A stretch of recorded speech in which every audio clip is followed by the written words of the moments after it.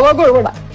আপনারা যারা জাহানারা আলমের রিয়াসাত আজিমের সাথে সাক্ষাৎকার দেওয়া এই ভিডিওটি দেখেছেন, তাদের কাছে আমার একটা প্রশ্ন হলো, বাংলাদেশ ক্রিকেটে এরকম ন্যাক্কারজনক ঘটনা আগে কখনো দেখেছেন, বা আগে কখনো এরকম ঘটনা ঘটেছে কিনা আমার জানা নেই। আপনারা দেখেছেন কিনা সেটাও আমি জানি না, কারণ আমার বয়স কম হতে পারে। আপনারা অনেকেই যারা দর্শক আছেন তারা অবশ্যই এই ক্রিকেটটা অনেক আগে থেকে দেখেন।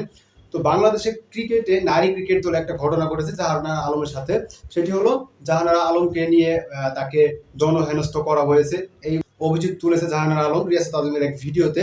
তো ভিডিওটিতে আপনারা অবশ্যই দেখেছেন, যারা ক্রিকেটকে ফলো করেন তারা অবশ্যই রিয়াসাত আজমের পেজে বা বিভিন্ন পেজে এই ভিডিওটি ছড়িয়ে পড়েছে, আপনারা দেখেছেন।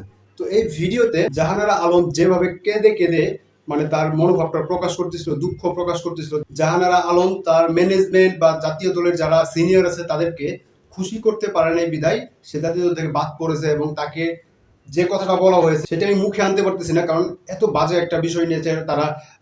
বিষয়টা মানে এরকম ভাবে তুলে ধরেছে। তো এই বিষয় নিয়ে জাতীয় ক্রিকেট দলের ভিতরে এরকম একটা তুলপাড় শুরু হয়ে যাচ্ছে।